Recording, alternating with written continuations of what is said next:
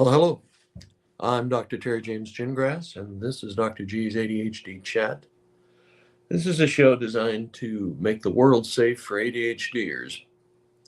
I joke about that, but it's true. I mean, ADHD has a problem in that there's no way to tell looking at somebody that they have ADHD or they don't. And a lot of times people think it's just a behavior problem related to poor discipline, or your parents are doing a lousy job raising you, or that sort of thing. And it's not. We know it's a neurologic condition. You're born with it. You didn't have a lot of choice. Um, it's highly genetic. That is, I mean, the heritability index on it is, last time I checked, it was like 70-75%. That is a whole bunch. Okay. That is, well, if you got two kids and you have ADHD, odds are at least one of them, if not both, have ADHD. Uh, but the deal is, it looks like a behavior problem, so that people get treated, with the get tough with your kids, spare the rod, spoil the child, all that kind of stuff. And you're, so being a parent is even more of a job than, if you just have a neurotypical kid, because you've got to work to balance things for an ADHD child, because they get an incredible amount of criticism. I think I usually report that on average an ADHD kid gets 70 critical comments per day. Now you think about that, and you think about people who've studied human performance. There's a guy named Lasota. I think he's a Portuguese mathematician, but optimal productivity in a group of people is achieved when there are 4 positive comments for every single critical comment. So if you've got getting 70 critical comments a day, it doesn't leave a whole heck of a lot of room for the positive ones. And, indeed, ADHD, a lot of times, one of the more popular books decades ago used to be, "You mean I'm not lazy, crazy, or stupid?" And they were talking about what it's like to have ADHD, because people think that. They think, "Oh God, you could forget in a heartbeat," and it's got nothing to do with smart. Matter of fact, in my experience, most ADHDers are a little above average intellectually. I know in our case, it's funny. If you're a kid if you're a psychologist and you have kids, they've been tested, probably by you, just out of curiosity or whatever. I mean, my ADHD, or the confirmed one, is 130. I mean, anyway, so ADHDers are not stupid, they're not crazy, and they're not lazy. They just have troubles sustaining effort, because there's a neurochemical thing going on where they run out of dopamine, which is the one that gives us satisfaction, enables us to pay attention and stay focused. They, for some reason, metabolize that faster than neurotypicals, and that's a huge problem. And that's one of the reasons you, as a parent of an ADHD child, you have to know that stuff. You have to know what ADHD is, and what causes it, and that sort of stuff. The other thing, the flip side, is that you need to be able to recognize when we're looking at a dopamine depletion situation, and know some of the tricks to increasing dopamine. And fortunately, or exercise, just pure simple exercise, will do a lot to increase dopamine.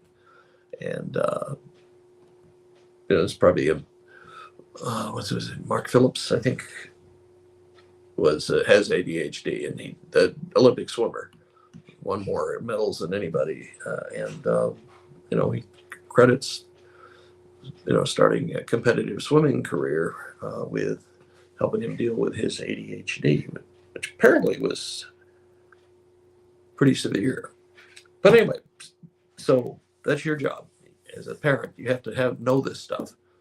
You have to listen to people like me and other people who have some, like I stick to the science. I'm not going to give you a bunch of hoo-hoo stuff. Feed them cucumbers and they'll won't have ADHD anymore. That's anything that hasn't been proven. I'm not going to endorse. So that's important.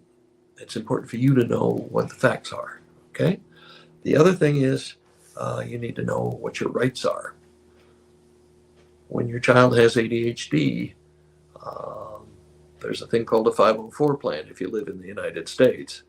And that's for people with things like ADHD, where they can get compensatory strategies. They can get things like extra time to complete tests, and homework will get credited as long as it's turned in eventually. And if he or she misses the deadline, they still get credit for it. Testing in a distraction-free environment. All those are kind of things that are important for an ADHDer. And the other thing you need to know is, first of all, the procedure for that is you write a letter to it's either to the school principal or to the student disability people, and say you want a 504 plan, and they should call a meeting. There's a time limit that they have before they're supposed to call this meeting, and then you go in there and you need to know what you want, because they aren't gonna. School systems, in my experience, have been kind of bulky. They don't really want to move. They will if they have to, but you better know what you're talking about when you go in there. And so it's important that you know your rights, and you know that they can't just say, "Oh no," out of hand, because there are steps. You can, if you don't get satisfaction at your school level, then you can go up to the state office, or the regional office, state office, all the way up to the top. There are more steps. I mean, it's wearying and that sort of stuff, but you have rights to do that, and you need to know that. And you need to be able to, I'm calling it championing your child. It's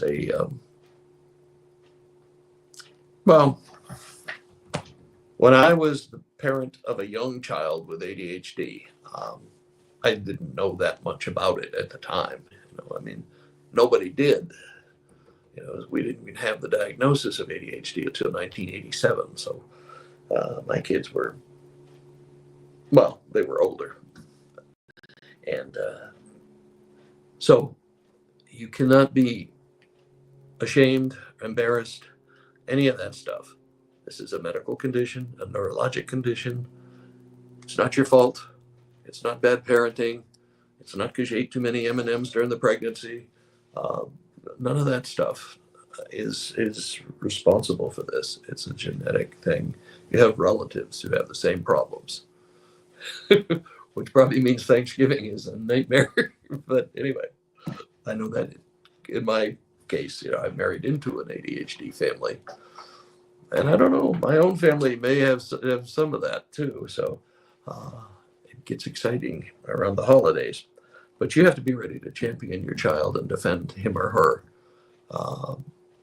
There'll be all sorts of small-minded people out there who are, spare the rod and spoil the child kind of folks. And they think more punishment will fix anything.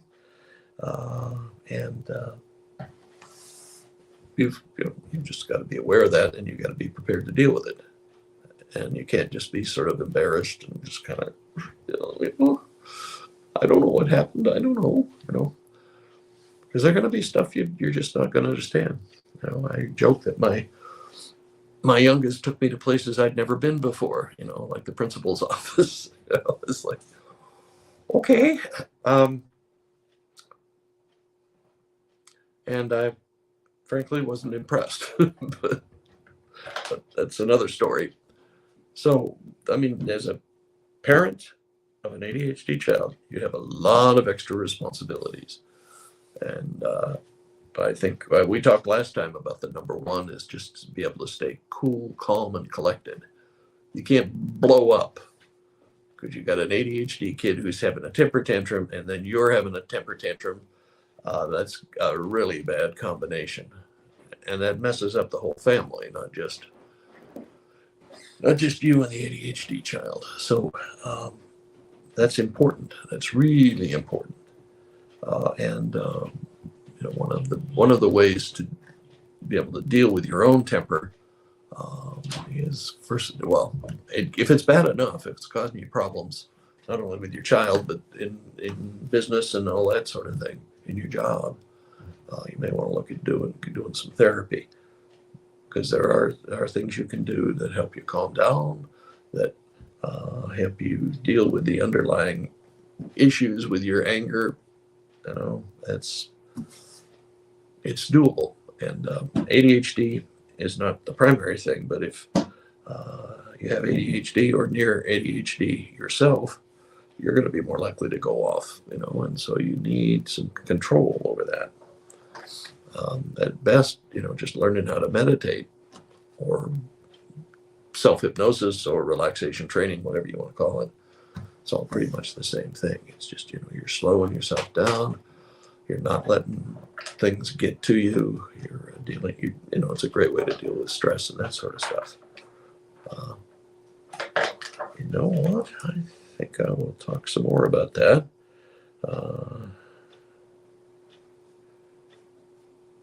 Next time. Okay. See how that one leads to the other, Okay. So find out all this stuff. Read what,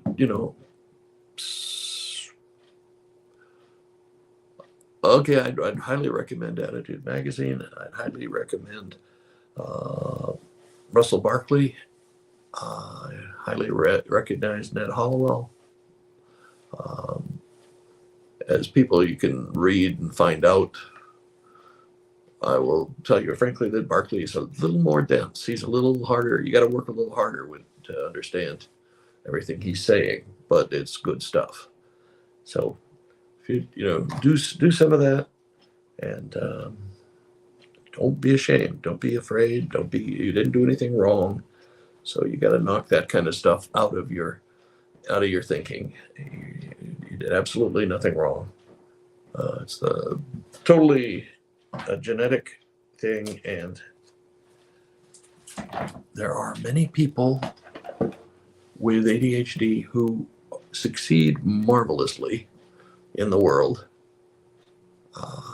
but it's not one of those things where you can just say, well, I'm an accountant. My grandfather was an accountant. My father was an accountant. And this kid's going to be an accountant too, by God. That doesn't work that way very well. Okay, ADHDers have this problem, is that they can pay attention like crazy to things they're interested in, but they have a horrible time paying attention to things that they're not interested in. And they don't do boredom well. Okay, so if it's something that's boring or that sort of thing, they're not going to do well. And you're going to end up like me, with a kid who's designs jewelry, and he's had formal training, Gemological Institute of America, GIA, but he's the only one in the family who is interested in. I mean, you listen to him, look at a rock and say, "Oh, this is a wing dinghy," and da da da da da. It's very impressive, and but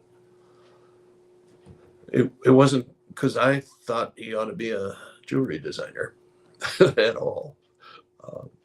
But that's what you've got to do, though. Their interest, they'll do well in their interest area. They can't stand things that are boring.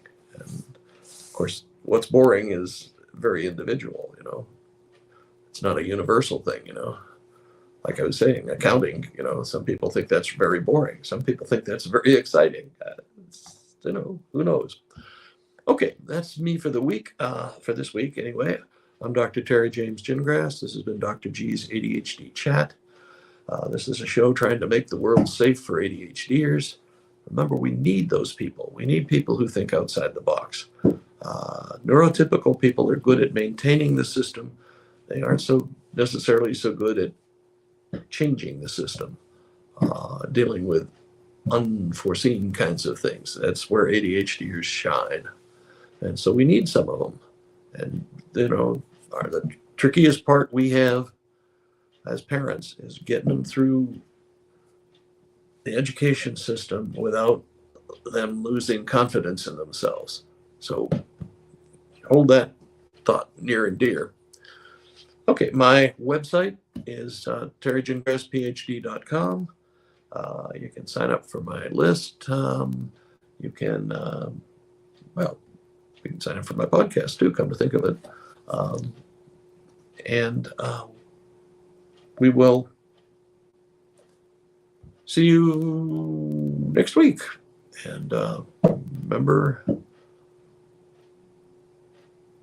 if you would like to start getting a little bit more interaction, but please, if you would, write me a little note, ask for information on specific areas of ADHD, ask for me to talk about it, another topic, that sort of thing. Also indicate to me, I'm thinking about doing some more intensive kinds of things. I'm thinking about, right now I'm juggling between a course and a membership group. A membership group is just, where you pay a little dab and every month, and we have regular meetings, and I discuss different stuff and answer questions and all that kind of thing. So either one of those is interesting, please let me know. Okay, we will see you next week.